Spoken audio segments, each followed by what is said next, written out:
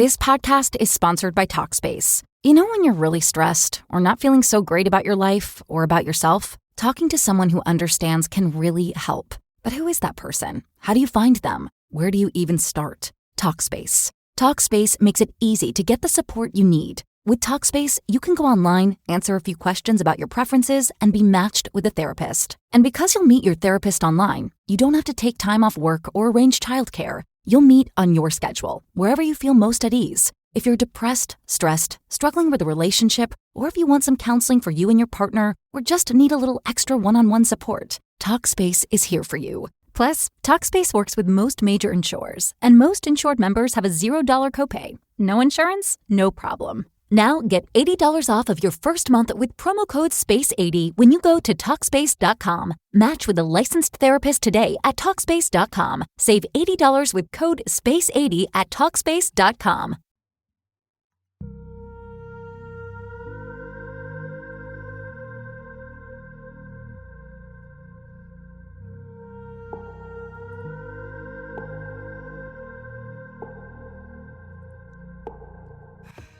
Welcome back to We Are The Hansons.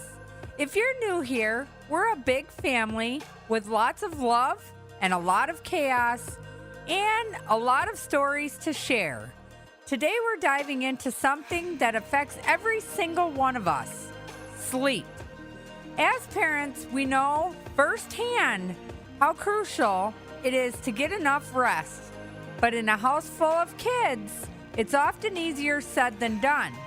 So let's talk about why sleep matters, how we prioritize it in our home, and what happens when we don't get enough of it.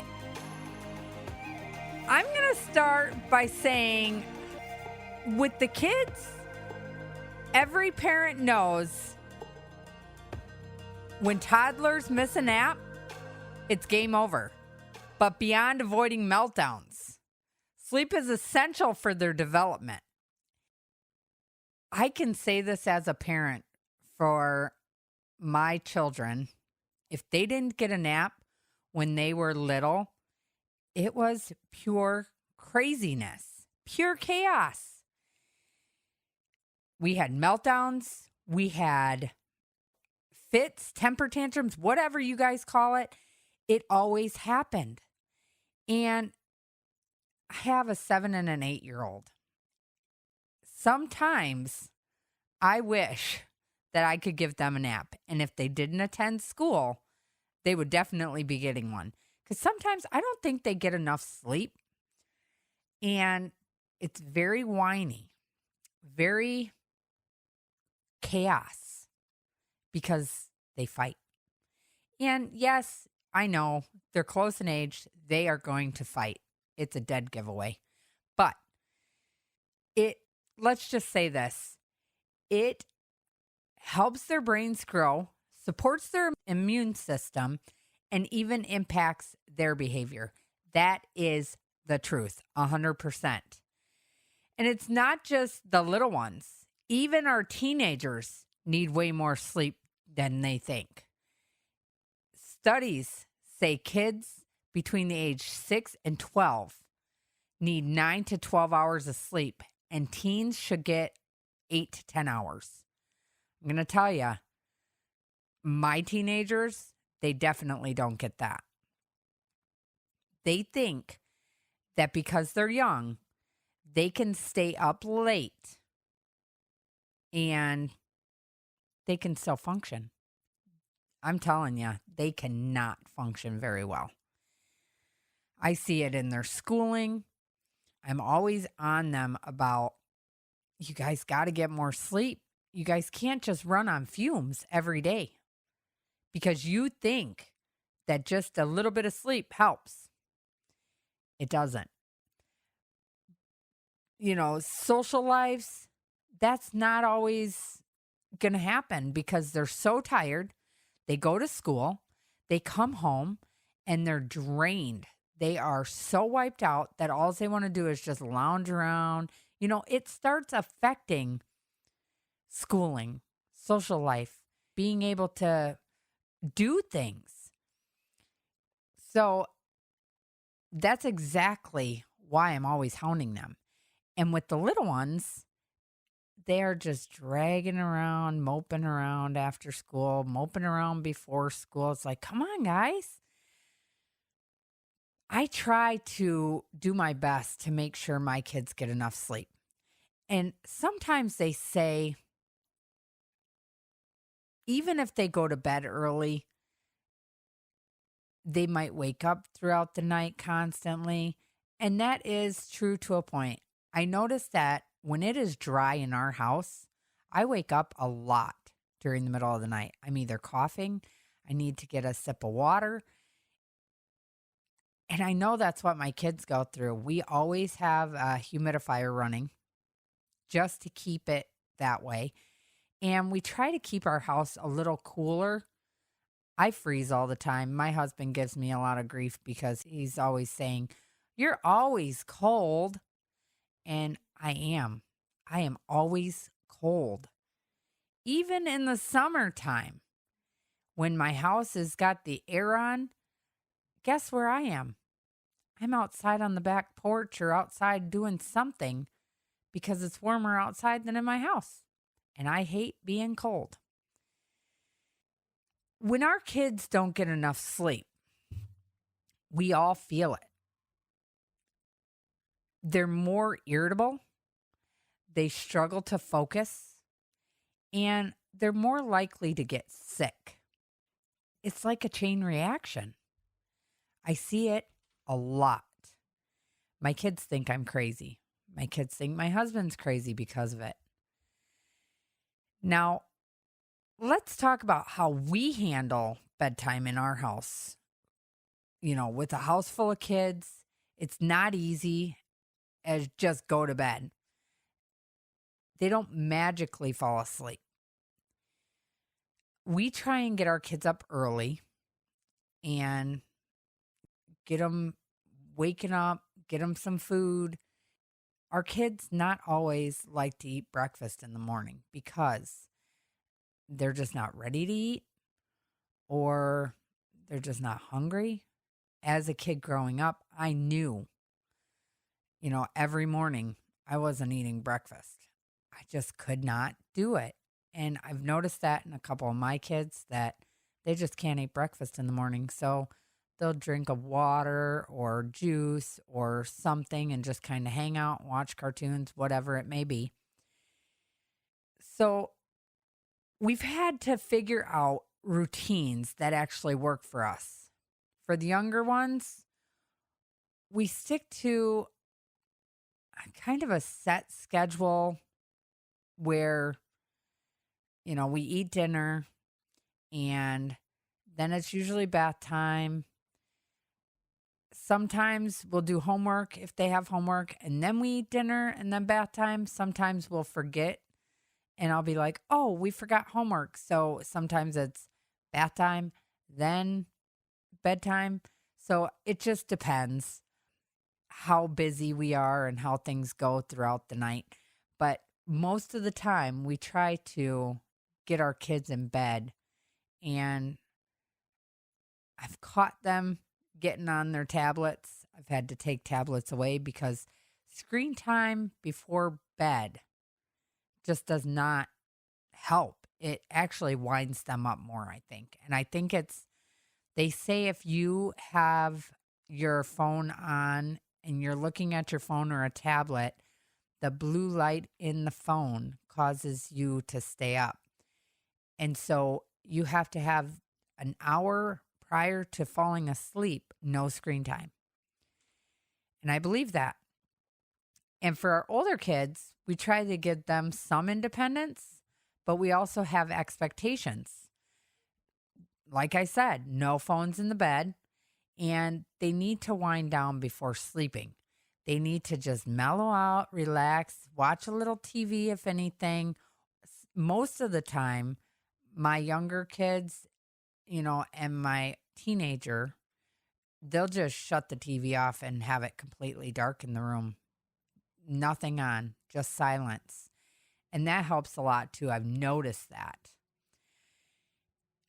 Another thing we try to do for the older ones is maybe put on a little bit of music in the background because people say that you got to have some type of background noise. My daughter Morgan, she sleeps with like sounds of the water crashing in the ocean up against the rocks or just outside sounds. It helps. And I'm that person too. I have to have some type of background noise, even if it's the fan going, which I don't like the fan going because I freeze myself. So that doesn't always work. So honestly, we notice that when we're consistent with bedtime routines, mornings are so much easier. No one wants to start a day off right away fighting over getting out of bed. I don't like fighting getting out of bed. It is terrible. So now I want to jump into what happens when parents don't get enough sleep. So we've talked about the kids, but what about us? Because let's be honest, parents are notorious for putting sleep on the back burner. I am one person that I can look at and say, I'll put sleep on the back burner. I have a hard time sleeping at night. We feel it the next day. When we don't get enough sleep, we're more impatient, less productive, and let's be real, we don't function well on no sleep. I can tell the difference in my mood and how I handle the kids when I had a good night's sleep versus when I've been up half the night. And sleep isn't just about energy. It's about health as well. I notice when we lack sleep, it increases stress. It weakens our immune system and it makes everything harder. Plus, we have to set an example for our kids. If they only see us prioritizing rest, they're more likely to do the same thing. So how do we make sure everyone, kids and parents, get the rest they need? Well, I'm going to tell you. A consistent routine. We aim for the same bedtime and wake up time, even on weekends, which that's hard. We always give our kids a little leeway on the weekends because it's a weekend. It keeps everyone's body clock on track. We limit screen time before bed. The blue light from the screens messes with melatonin production, so we cut off electronics at least 30 minutes before bedtime. We create relaxing atmospheres. We dim lights, quiet activities, and comfy bedding make a big difference. Model good habits. If we make sleep a priority, our kids are more likely to see its value too. And I try and explain that to all my kids. Like, this is helping your brain when you get enough sleep. It makes you function better. It helps you learn better. There's a lot to getting a good night's sleep. We know when to be flexible. Some nights things don't go as planned. You know, sometimes we get home late and we don't get dinner done early. Sometimes it's a late night. We try to adjust, but we don't let bad habits take over us. It's hard as parents not to let bad habits take over.